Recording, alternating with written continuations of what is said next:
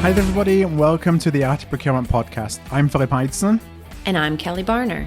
And all through November, we're celebrating 5 years of the Art of Procurement podcast. And to celebrate, we're answering some of the most frequently asked questions that we have received from listeners since the podcast began with a daily 5-minute show. Today's question is, a lot of companies nowadays struggle with the lack of decent procurement policy and pragmatic distribution of authority. These are real rules that configure any digitization project. Is there a best practice for determining expectations for governance in a post-digital transformation environment? Governance and compliance have always been a challenge for procurement. Not because we can't establish and enforce them, but because doing so has a way of losing us all of our friends, or worse, making enemies. On the one hand, most governance-related activities have to do with protecting the company against risk and savings leakage. They are in the best interests of the enterprise, even if they represent an inconvenience on an individual level. On the other hand, people are people. No one likes to be scolded, called out, or corrected, even when they are knowingly doing the wrong thing. Could digital transformation finally provide the solution to procurement's governance problems? Maybe, but only if we consider that a secondary objective from the outset. There are definitely cases when people buy the wrong things in the wrong way from the wrong supplier on purpose. But honestly, that is the minority of non-compliant spend. Most of the time, it is the result of confusion, misinformation, or people just doing what they think they have to do to get the job done. If we give others the benefit of the doubt, we have to admit that compliance issues actually begin with the foundation of formal procurement as much as they are supposed to be resolved by it. What really is non-compliance? I think about this as similar to something I notice when I do one of my least favorite chores, weeding.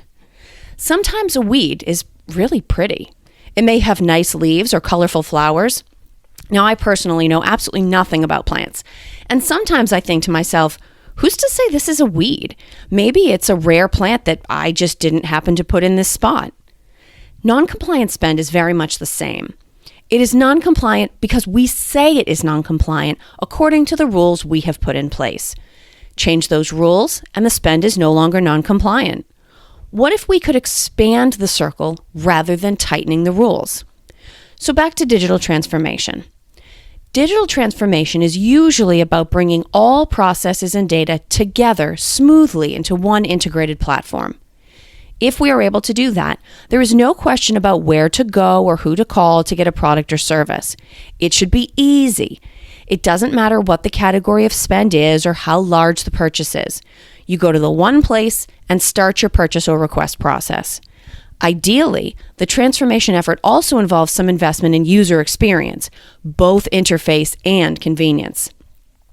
If we have broad transformation objectives that include repositioning procurement above and beyond the technology, we can reduce the need for so much active investment in compliance.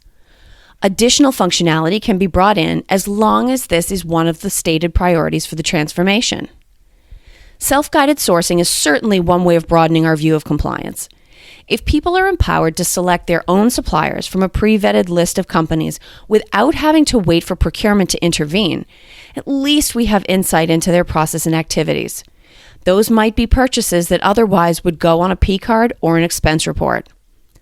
Another approach is to work from the bottom up, integrate Tailspin management technology.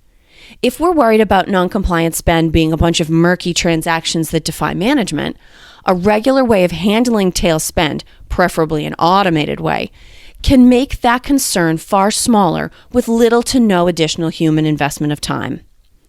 Of course, root cause analysis is always the best way to understand the drivers of non-compliant spending activity. Investing those can provide invaluable insight into opportunities to improve procurement through both technology and process. And I don't just mean by doing analytics. Procurement needs to understand the people, business units, and categories of spend that are the primary sources of non-compliance. One-offs are always going to exist. But where are there patterns we should address? Do we have relationships with those teams, people, and suppliers? And if not, why not? Going back to the question, procurement cannot meaningfully transform or evolve without reconsidering that pragmatic distribution of authority. Part of what we need to keep in mind is that the authority is not ours to distribute. Making the mistake of thinking it is has gotten us into a lot of trouble in the past. Let's focus instead on the pragmatic part and let the technology shrink the job of managing governance and compliance. I want to thank you for listening to today's podcast. All the podcasts in this series can be found at artofprocurement.com/5 years. That's the number 5. That's artofprocurement.com/5 years.